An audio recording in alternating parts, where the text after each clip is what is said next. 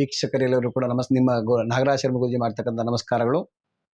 ನಾವು ಪ್ರತಿಯೊಬ್ಬ ಮನುಷ್ಯನು ಕೂಡ ನಮ್ಮ ಭವಿಷ್ಯತ್ತು ಬರೋ ವಾರದಲ್ಲಿ ನಾನು ಯಾವ ರೀತಿ ಇದ್ರೆ ಒಳ್ಳೆಯದು, ಯಾವ ರೀತಿಯಾದಂಥ ಫಲ ಬರುತ್ತೆ, ನನ್ನ ರಾಶಿಗೆ ಏನಾಗ್ಬೋದು ಅಂತ ಹೇಳ್ತಕ್ಕಂಥ ರೀತಿಯಲ್ಲಿ ವಿಚಾರ ಮಾಡ್ಕೊಂಡು ಹೋಗ್ತಾ ಇರ್ತಕ್ಕಂಥದ್ದಾಗಿರುತ್ತೆ.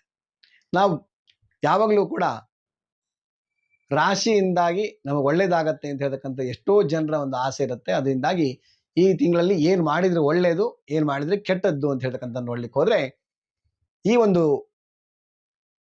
ವಾರದಲ್ಲಿ ಯಾರ್ಯಾರು ಮೇಷರಾಶಿಯಲ್ಲಿ ಜನನಾಗಿದ್ದಾರೋ ಅವರೆಲ್ಲರೂ ಕೂಡ ನಿಮ್ಮ ಯಾವುದೇ ರೀತಿಯಾದ ಕೆಲಸದಲ್ಲಿ, ಉದ್ಯೋಗದಲ್ಲಿ ಯಾವುದೇ ರೀತಿ ಸಮಸ್ಯೆ ಬರ್ತಾ ಇದ್ರೆ, ಅದಕ್ಕೋಸ್ಕರವಾಗಿ ಯಾವುದೋ ಒಂದು ರೀತಿಯಲ್ಲಿ ಮನಸ್ಸಿಗೆ ಅಸಮಾಧಾನ ಆಗ್ತಾ ಇದ್ರೆ, ಮೇಷರಾಶಿಯವರು ಯಾರ್ಯಾರು ಜನನಾಗಿದ್ದೀರೋ ಅವರೆಲ್ಲರೂ ಕೂಡ ಕುಜ ಸಂಬಂಧವಾಗಿರ್ತಕ್ಕಂತಹ ಅಥವಾ ಯಾವುದೋ ಹೆಣ್ಣು ದೇವಸ್ಥಾನದಲ್ಲಿ ಪೂಜೆ ಮಾಡ್ಕೊಂಡು ಹೋಗೋದ್ರಿಂದ ಎಲ್ಲ ರೀತಿಯ ಶುಭವನ್ನು ಕೊಡ್ತಕ್ಕಂಥದ್ದು ಆಗತ್ತೆ. ಹಾಗೆ ಮೇಷರಾಶಿಯಲ್ಲಿ ಯಾರ್ಯಾರು ಜನನಾಗಿದ್ದಾರೋ ಎಲ್ಲರೂ ಕೂಡ ಪೂರ್ವ ದಿಕ್ಕಿನಲ್ಲಿ ಹೋಗ್ಬಿಟ್ಟು ಯಾವುದೇ ರೀತಿ ಕೆಲಸವನ್ನು ಮಾಡ್ಲಿಕ್ಕೆ ಹೋದ್ರೆ ಎಲ್ಲ ರೀತಿಯಲ್ಲಿ ಶುಭವನ್ನು ಕೊಡ್ತಕ್ಕಂಥದ್ದು ಆಗ್ತದೆ. ಈ ಒಂದು ವಾರದಲ್ಲಿ ಮೇಷರಾಶಿಯವರಿಗೆ ಬಂಧು ಮಿತ್ರರಲ್ಲಿ ಕಲಹ ಆಗ್ತಕ್ಕಂಥದ್ದು, ಯಾವುದೋ ರೀತಿಯಲ್ಲಿ ಸಮಸ್ಯೆ ಆಗ್ತಕ್ಕಂಥದ್ದು, ಸಮಾಧಾನ ಇಲ್ಲದೆ ಇರತಕ್ಕಂಥದ್ದು, ವಿಶೇಷವಾಗಿ ವಾಹನ ಚಾಲಕರಿಗೆ ಏನೋ ಒಂದು ರೀತಿಯಲ್ಲಿ ಕಿರಿಕಿರಿ ಆಗ್ತಕ್ಕಂಥ ಒಂದು ವಾರ ಆಗಿರುತ್ತೆ. ಅದಕ್ಕೋಸ್ಕರವಾಗಿ ನಾನು ಹೇಳಿರ್ತಕ್ಕಂತಹ ದೇವಿ ಸಂಬಂಧವಾಗಿರ್ತಕ್ಕಂಥ ಅಥವಾ ಕುಜ ಸಂಬಂಧವಾಗಿರ್ತಕ್ಕಂಥ ಆರಾಧನೆ ಮಾಡ್ಕೊಂಡು ಹೋಗಿ ಎಲ್ಲ ರೀತಿಯಲ್ಲಿ ಶುಭವನ್ನು ಕೊಡ್ತಕ್ಕಂಥದ್ದಾಗತ್ತೆ. ಈ ವಾರ ಪೂರ್ತಿಯಾಗಿ ನೀವು ಯಾವುದೇ ಕಾರಣಕ್ಕೂ ಕೂಡ ಹಸಿರು ಬಣ್ಣದ ಬಟ್ಟೆಯನ್ನು ಖಂಡಿತವಾಗಿ ಧರಿಸ್ಬೇಡಿ. ಧರಿಸಿದೆ ಅಂದರೆ ಯಾವುದೋ ಒಂದು ರೀತಿಯಲ್ಲಿ ತೊಂದರೆಗಳು ಬರ್ತಕ್ಕಂಥದ್ದು ಆಗತ್ತೆ. ಯಾವುದೇ ಒಂದು ಕೆಲಸವನ್ನು ಮಾಡಬೇಕಾದ್ರೆ ನಿಮ್ಮ ಶುಭ ಸಂಖ್ಯೆ ಬಂದ್ಬಿಟ್ಟು 9 ಆಗಿರುತ್ತೆ. ಇನ್ನು ನಿಮ್ಮ ಗುರು ಹಿರಿಯರಿಗೆ ನಮಸ್ಕಾರ ಮಾಡೋದನ್ನ ಮರಿಬೇಡಿ. ಎಲ್ಲ ರೀತಿಯಲ್ಲಿ ಶುಭವನ್ನು ತರ್ತಕ್ಕಂಥದ್ದು ಆಗತ್ತೆ. ಯಾಕಂದ್ರೆ ಸ್ವಲ್ಪ ತೊಂದರೆಗಳಾಗಿದ್ದಕ್ಕೋಸ್ಕರವಾಗಿ ಆ ರೀತಿ ಆಗ್ತಕ್ಕಂಥದ್ದು ಆಗತ್ತೆ. ವೃಷಭ ರಾಶಿಯವರಿಗೆ ಈ ಒಂದು ವಾರ ಪೂರ್ತಿಯಾಗಿ ಗ್ರಹಗಳ ಸಂಚಾರ ಫಲದಿಂದಾಗಿ ಯಾವುದೋ ಒಂದು ರೀತಿಯಲ್ಲಿ ಕೆಲಸಗಳು ಅರ್ಧಂಬರ್ಧ ಆಗ್ತಕ್ಕಂಥದ್ದು. ಕೆಲಸ ಆಗತ್ತೆ ಅಂತ ಹೇಳಿ ಯೋಚನೆ ಮಾಡ್ಕೊಂಡಿರ್ತೀರಾ, ಲಾಸ್ಟ್ ಮೂಮೆಂಟ್ ಅಲ್ಲಿ ಏನೋ ಒಂದು ರೀತಿಯ ಸಮಸ್ಯೆಯಾಗಿ ಆಗದೆ ಇರತಕ್ಕಂಥ ರೀತಿಯಲ್ಲಿ ಆಗತ್ತೆ. ಅದಕ್ಕೋಸ್ಕರವಾಗಿ ನೀವು ಈ ಒಂದು ವಾರದಲ್ಲಿ ನಿಮ್ಮ ಬಂಧು ಮಿತ್ರರನ್ನ ಯಾವುದೇ ರೀತಿಯಾದ ಕೆಲಸದಲ್ಲಿ ಸೇರಿಸ್ಕೋಬೇಡಿ. ಯಾವುದೇ ಕೆಲಸವನ್ನು ಮಾಡಬೇಕಾದ್ರೆ ನಿಮ್ಮ ಸ್ನೇಹಿತರ ಜೊತೆ ಮಾತಾಡ್ಕೊಂಡು ಹೋಗಿ ಎಲ್ಲ ರೀತಿಯಲ್ಲಿ ಶುಭವನ್ನು ಕೊಡ್ತಕ್ಕಂಥದ್ದು, ಹಾಗೆ ಮನಸ್ಸಿಗೆ ಸಮಾಧಾನ ಕೊಡ್ತಕ್ಕಂಥದ್ದು ವೃಷಭ ರಾಶಿಯವರಿಗೆ ಆಗತ್ತೆ. ಮತ್ತೆ ಈ ಒಂದು ವಾರದಲ್ಲಿ ಯಾರ್ಯಾರು ವೃಷಭ ರಾಶಿಯಲ್ಲಿ ಜನನಾಗಿದ್ದಾರೋ ಅವರು ಕೆಂಪು ಬಟ್ಟೆಯನ್ನ ಧರಿಸ್ಕೊಳ್ಳದೆ ಹೋಗೋದ್ರಿಂದ ಒಳ್ಳೇದಾಗ್ತಕ್ಕಂಥದ್ದು. ಕೆಂಪು ಬಟ್ಟೆಯನ್ನು ಧರಿಸ್ಕೊಂಡು ಹೋದ್ರೆ ನಿಮ್ಗೆ ಈ ವಾರ ಪೂರ್ತಿಯಾಗಿ ಏನೋ ಒಂದು ರೀತಿಯಲ್ಲಿ ಕಿರಿಕಿರಿಗಳು ಮಾಡ್ತಕ್ಕಂಥ ಕೆಲಸದಲ್ಲಿ ತೊಂದರೆಗಳಾಗ್ತಕ್ಕಂಥದ್ದು, ಮತ್ತೆ ಯಾರಿಗೋ ಸಂಬಳ ಬರಬೇಕು 5ನೇ ತಾರೀಕು 6ನೇ ತಾರೀಕು ಅಂದ್ರೆ ತೊಂದರೆ ಆಗ್ತಕ್ಕಂಥದ್ದು, ಸಂಬಳ ನಾಳೆ ಕೊಡ್ತೀನಿ ಅಂತ ಹೇಳ್ತಾರೆ, ಇವತ್ತೆಲ್ಲ ಕೊಡ್ಲಿಕ್ಕೆ ಆಗೋದಿಲ್ಲ ಅಂತ ಹೇಳ್ತಕ್ಕಂಥ ರೀತಿಯಲ್ಲಿ ಆಗ್ತಕ್ಕಂಥ ಸಮಸ್ಯೆ ಆಗತ್ತೆ. ಅದಕ್ಕೋಸ್ಕರವಾಗಿ ಸಮಾಧಾನ ಚಿತ್ತರಾಗಿರಿ. ಯಾವುದೋ ಒಂದು ಕೆಲಸವನ್ನು ಮಾಡಬೇಕಾದ್ರೆ ನಿಮ್ಮ ಹತ್ತಿರದಲ್ಲೇ ಇರತಕ್ಕಂಥ ಯಾವುದೋ ಒಂದು ವಿಷ್ಣು ಸಂಬಂಧವಾಗಿರ್ತಕ್ಕಂಥ ದೇವತೆಯನ್ನು ಆರಾಧನೆ ಮಾಡ್ಕೊಂಡು ಹೋಗಿ, ಅಥವಾ ರಾಮ ಆಗಿರ್ಬೋದು, ಕೃಷ್ಣ ಆಗಿರ್ಬೋದು, ಅಥವಾ ಆಂಜನೇಯ ಆಗಿರ್ಬೋದು, ಯಾವುದೇ ರೀತಿಯಾದಂಥ ಒಂದು ದೇವತೆಗಳನ್ನ ಆರಾಧನೆ ಮಾಡ್ಕೊಂಡು ಹೋಗೋದ್ರಿಂದ ಖಂಡಿತವಾಗಿಯೂ ಒಳ್ಳೇದಾಗ್ತಕ್ಕಂಥದ್ದು ಆಗತ್ತೆ. ನಿಮ್ಮ ಈ ಒಂದು ವಾರದ ದಿಕ್ಕು ಬಂದ್ಬಿಟ್ಟು ಉತ್ತರ ದಿಕ್ಕು. ಉತ್ತರ ದಿಕ್ಕಿಗೆ ಯಾವುದೇ ಕೆಲಸವನ್ನು ಮಾಡಬೇಕಾದ್ರೆ ಹೊರಟು ಹೋದಾಗ ತುಂಬಾ ಒಳ್ಳೇದಾಗ್ತಕ್ಕಂಥ ರೀತಿಯಲ್ಲಿ ಆಗತ್ತೆ.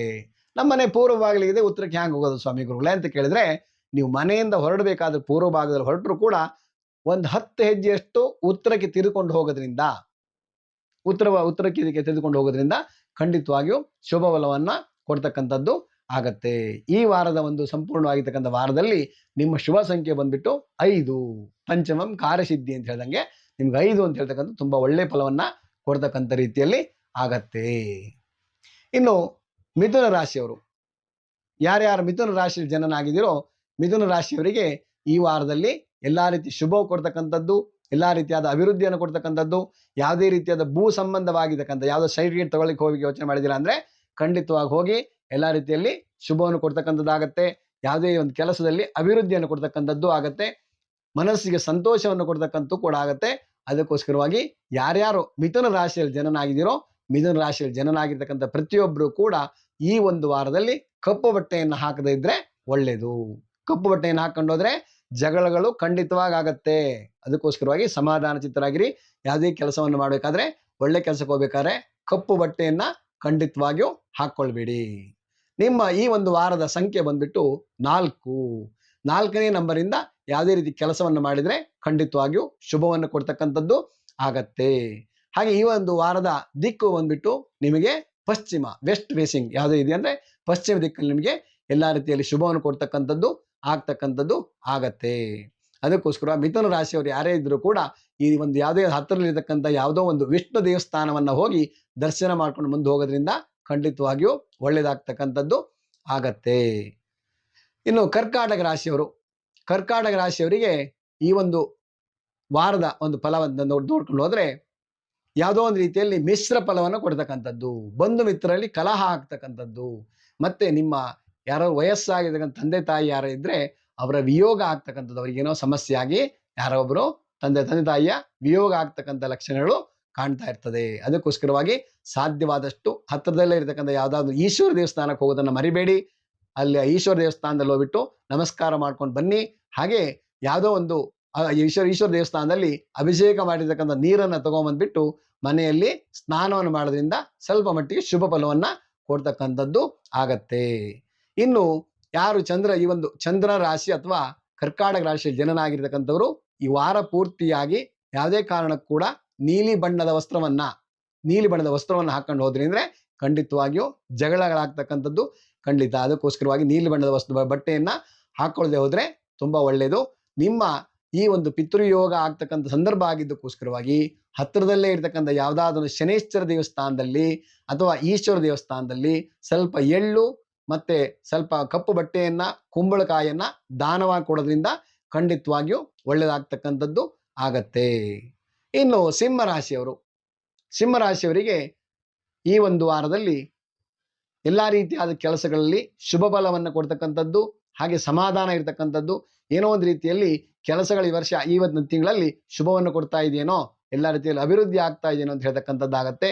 ನಿಮ್ಮ ಸ್ನೇಹಿತರಿಂದ ನಿಮಗೆ ಯಾವುದೋ ಒಂದು ರೀತಿಯಲ್ಲಿ ಒಳಿತಾಗ್ತಕ್ಕಂಥದ್ದು, ಯಾರ್ಯಾರು IAS ಅಥವಾ IPS ಅಥವಾ ಉಚ್ಚ ಸ್ಥಾನ ಇರ್ತಕ್ಕಂಥ ರಾಜಕಾರಣಿಗಳು ಯಾರು ಇದ್ರೆ ಸ್ವಲ್ಪ ಹುಷಾರಾಗಿರಿ. ಎಲ್ಲಾ ರೀತಿಯಾದಂತಹ ಒಂದು ಕೆಲಸಗಳನ್ನು ಮಾಡಬೇಕಾದ್ರೆ ಶುಭ ಆಗತ್ತೆ. ಆದ್ರೆ ಸ್ವಲ್ಪ ಯೋಚನೆ ಮಾಡಿ ಮುಂದೆ ಹೋದಾಗ ಖಂಡಿತವಾಗಿಯೂ ಒಳ್ಳೇದಾಗ್ತದೆ. ಇನ್ನು ಯಾರ್ಯಾರು ಸಿಂಹರಾಶಿಯಲ್ಲಿ ಜನನಾಗಿರ್ತಕ್ಕಂಥ ಎಲ್ಲರೂ ಕೂಡ ಯಾವುದೇ ಕಾರಣಕ್ಕೂ ಕೂಡ ಬಿಳಿಯ ವಸ್ತ್ರವನ್ನ ಹೊರಗಡೆ ಹಾಕೊಂಡು ಹೋಗ್ಬೇಡಿ. ಹೊರಗಡೆ ಹೋಗ್ಬೇಕಾದ್ರೆ ಬಿಳಿಯ ವಸ್ತ್ರವನ್ನ ಹಾಕೊಂಡಿದ್ರು ಕೂಡ ಕೈಯಲ್ಲಿ ಒಂದು ಯಾವುದೇ ರೀತಿಯ ಬೇರೆ ಒಂದು ಕಪ್ಪು ಕಲರು ಅಥವಾ ರೆಡ್ ಕಲರು ಇರ್ತಕ್ಕಂಥ ಖರ್ಚಿಪನ್ನ ಅಥವಾ ಹ್ಯಾಂಡ್ ಕ್ಲೌತ್ ಅನ್ನು ತಗೊಂಡು ಹೋಗೋದ್ರಿಂದ ಖಂಡಿತವಾಗಿಯೂ ಶುಭವನ್ನು ಕೊಡ್ತಕ್ಕಂಥದ್ದು ಆಗತ್ತೆ. ಈ ಒಂದು ವಾರದಲ್ಲಿ ನಿಮ್ಮ ಶುಭ ಸಂಖ್ಯೆ ಬಂದ್ಬಿಟ್ಟು ಇರ್ತಕ್ಕಂತಹ ಒಂದು ಶುಭ ಸಂಖ್ಯೆ ಬಂದ್ಬಿಟ್ಟು 6 ಆಗಿರುತ್ತೆ.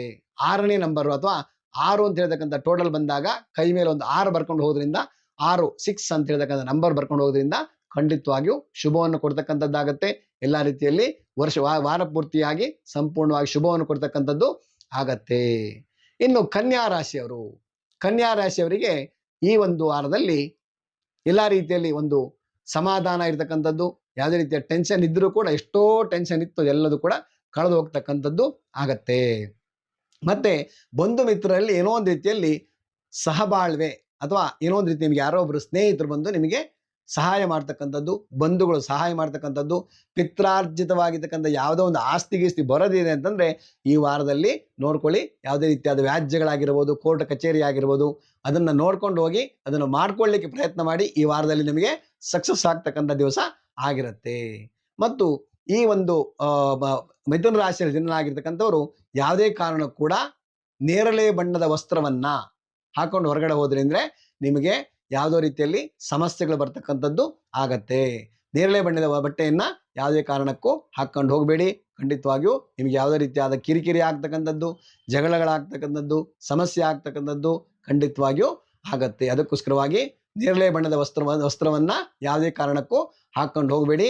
ನಿಮ್ಮ ಒಂದು ಕನ್ಯಾ ರಾಶಿಯವರಿಗೆ ಇರತಕ್ಕಂಥದ್ದು ಯಾವ್ದು ಈ ಒಂದು ವಾರದಲ್ಲಿ ಶುಭ ಸಂಖ್ಯೆ ಬಂದ್ಬಿಟ್ಟು 2ನೇ ನಂಬರಲ್ಲಿ ಅಥವಾ ಯಾವುದೇ ಒಂದು ಕೆಲಸವನ್ನು ಮಾಡಬೇಕಾದ್ರೆ 11ನೇ ದಿವಸ ಅಥವಾ 11 ನಂಬರ್ ಟೋಟಲ್ ಬರುವ ರೀತಿಯಲ್ಲಿ ಯಾವುದೇ ಕೆಲಸವನ್ನು ಮಾಡಿದ್ರೆ ಖಂಡಿತವಾಗಿಯೂ ಒಳ್ಳೇದಾಗ್ತಕ್ಕಂಥದ್ದು ಆಗತ್ತೆ.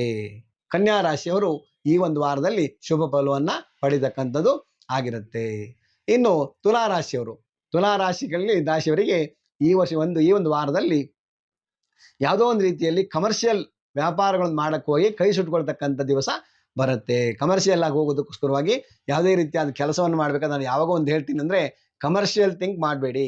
ಯಾವುದೇ ಒಂದು ಕೆಲಸವನ್ನು ಮಾಡಬೇಕಾದ್ರೆ ಕೆಲಸದಲ್ಲಿ ಶ್ರದ್ಧೆ ಇರಬೇಕು, ಮಾಡ್ತೀನಿ ಅಂತ ಹೇಳ್ತಕ್ಕಂಥ ರೀತಿಯಲ್ಲಿ ವಿಚಾರ ಮಾಡಬೇಕು. ಅಷ್ಟು ಬಿಟ್ರೆ ನಾವು ಯಾವುದೋ ಒಂದು ಮಾಡ್ತೀನಿ ಅಂತ ಹೇಳ್ಕೊಂಡು ಹೋಗಿ ಆ ಕೆಲಸದಲ್ಲಿ ಅರ್ಧಂಬರ್ಧ ಮಾಡಿಕೊಂಡು ಖಂಡಿತವಾಗಿಯೂ ಮಾಡಬೇಡಿ. ಈ ಒಂದು ವಾರದಲ್ಲಿ ನಿಮ್ಮ ಒಂದು ಶುಭ ವರ್ಣ ಬಂದ್ಬಿಟ್ಟು ಬಿಳಿ ಬಣ್ಣ ಆಗಿರುತ್ತೆ. ಯಾವುದೇ ಕಾರಣಕ್ಕೂ ಕೂಡ ಕಪ್ಪು ಬಣ್ಣದ ವಸ್ತ್ರವನ್ನ ಹಾಕೊಂಡು ಹೊರಗಡೆ ಹೋಗಬೇಡಿ. ಕಪ್ಪು ಬಣ್ಣ ವಸ್ತ್ರವನ್ನು ಹಾಕೊಂಡು ಹೋದ್ರಿಂದ ಜಗಳಗಳು ಆಗ್ತಕ್ಕಂಥದ್ದು, ಏನೋ ಒಂದು ರೀತಿಯ ಸಮಸ್ಯೆಗಳಾಗ್ತಕ್ಕಂಥದ್ದು ಖಂಡಿತವಾಗಿಯೂ ಆಗತ್ತೆ. ಅದಕ್ಕೋಸ್ಕರವಾಗಿ ಯಾವುದೇ ಕಾರಣಕ್ಕೂ ಕೂಡ ಕಪ್ಪು ಬಣ್ಣದ ವಸ್ತ್ರವನ್ನ ಹಾಕೊಂಡು ಹೊರಗಡೆ ಹೋಗಬೇಡಿ. ಶುಭವನ್ನು ಕೊಡ್ತಕ್ಕಂಥದ್ದಾಗತ್ತೆ. ಈ ಒಂದು ವಾರದ ದಿಕ್ಕು ನಿಮಗೆ ದಕ್ಷಿಣ ದಿಕ್ಕು. ಯಾವುದೇ ಕೆಲಸವನ್ನು ಮಾಡಬೇಕು ಅಂದ್ರೆ ಖಂಡಿತವಾಗಿಯೂ ಒಳ್ಳೇದಾಗ್ತಕ್ಕಂಥದ್ದು ಆಗತ್ತೆ. ಇನ್ನು ವೃಶ್ಚಿಕ ರಾಶಿಯವರಿಗೆ ಈ ಒಂದು ವಾರದಲ್ಲಿ ಮಧ್ಯಮ ಫಲವನ್ನು ಕೊಡ್ತಕ್ಕಂಥದ್ದು. ಬಂಧು ಮಿತ್ರರನ್ನು ನಂಬಕ್ ಹೋಗಬೇಡಿ. ಇವತ್ತು ಯಾರೇ ಆಗಿರ್ಬೋದು, ನಂಬಕ್ ಹೋದ್ರೆ ನಿಮ್ ಕೈ ಸುಟ್ಕೊಳ್ಳೋದು ಗ್ಯಾರಂಟಿ. ಯಾರು ಭೂಮಿ ಕಳ್ಕೊಳ್ಳುವಂತ ಪರಿಸ್ಥಿತಿ ಬರ್ತದೆ. ಯಾವುದೇ ಕಾರಣಕ್ಕೂ ಕೂಡ ಭೂಮಿ ವಿಚಾರವಾಗಿ ಮಾಡ್ಲಿಕ್ಕೆ ಹೋಗ್ಬೇಡಿ. ವಿಚಾರವಾಗಿ ಏನನ್ನು ಮುಂದುವರಿಲಿಕ್ಕೆ ಹೋಗಬೇಡಿ. ಭೂಮಿ ವಿಚಾರ ಮಾಡ್ಕೊಂಡು ಏನಾದ್ರು ಹೋದ್ರಿ ಅಂತಂದ್ರೆ ಖಂಡಿತವಾಗಿ ನಿಮಗೆ ತೊಂದರೆಗಳಾಗ್ತಕ್ಕಂಥದ್ದು, ಮತ್ತೆ ಭೂಮಿಯನ್ನ ಕಳ್ಕೊಳ್ತಕ್ಕಂಥದ್ದು, ದುಡ್ಡನ್ನು ಕಳ್ಕೊಳ್ತಕ್ಕಂಥದ್ದು ಆಗ್ತಕ್ಕಂಥ ರೀತಿಯಲ್ಲಿ ಆಗತ್ತೆ. ಅದಕ್ಕೆ ಭೂಮಿ ವಿಚಾರವಾಗಿ ಹೋಗ್ಬೇಕಾದ್ರೆ ಯಾವುದೇ ಒಂದು ವಿಚಾರ ಮಾಡದಿದ್ರೆ, ಭೂಮಿ ವಿಚಾರವನ್ನು ಮಾಡ್ತಾ ಇದ್ರೆ ಇವತ್ತು ಮಾರ್ಲಿಕ್ಕೆ ಹೋಗ್ಬೇಡಿ, ತಗೊಳ್ಲಿಕ್ಕೆ ಹೋಗ್ಬೇಡಿ. ತಗೊಳ್ಲಿಕ್ಕೆ ಹೋದ್ರೆ ನೀವು ದುಡ್ಡು ಕೊಟ್ಟು ಕೊಟ್ಟವನು ಕೊಡಂಗೆ ತಗೊಂಡವನು ಇರ್ಭದ್ರ.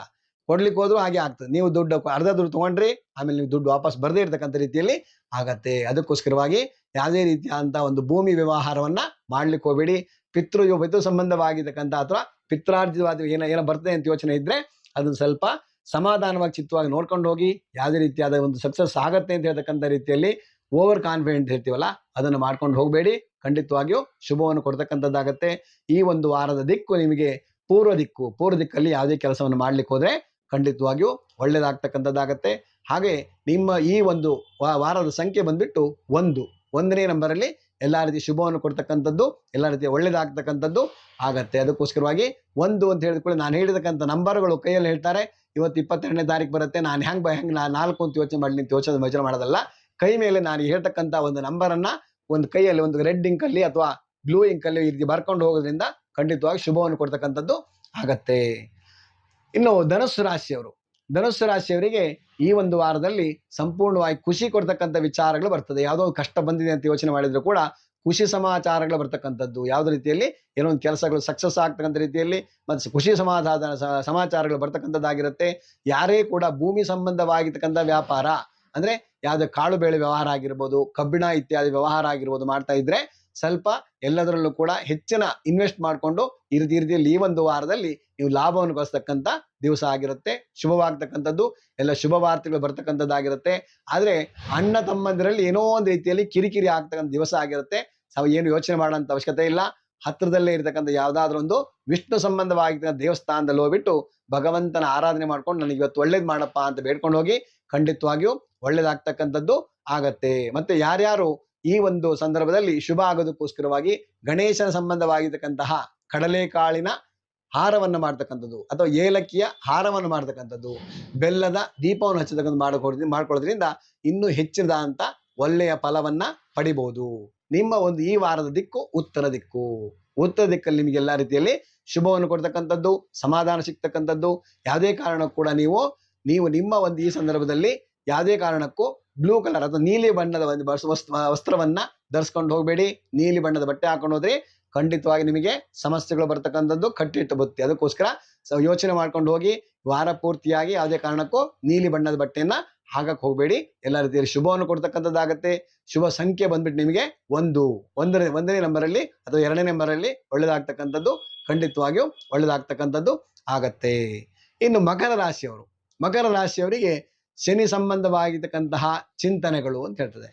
ಯಾವುದೋ ಒಂದು ರೀತಿಯಲ್ಲಿ ವಿಚಾರ ಮಾಡ್ಕೊಂಡು ಹೋಗೋದು. ಮಕರ ರಾಶಿಯ ಜನರಾಗಿರ್ತಕ್ಕಂಥ ಎಲ್ಲರೂ ಕೂಡ ಕೆಲಸದಲ್ಲಿ ಅಪೂರ್ಣವಾಗ್ತಕ್ಕಂಥದ್ದು. ಈ ಒಂದು ವಾರದಲ್ಲಿ ಸಂಪೂರ್ಣ ಕಂಪ್ಲೀಟ್ ಮಾಡ್ಬಿಡ್ತೀನಿ ಯೋಚನೆ ಮಾಡಿರ್ತೀರಾ, ಬಟ್ ಈ ವಾರದಲ್ಲಿ ಮಾಡ್ಲಿಕ್ಕೆ ಆಗೋದೇ ಇಲ್ಲ.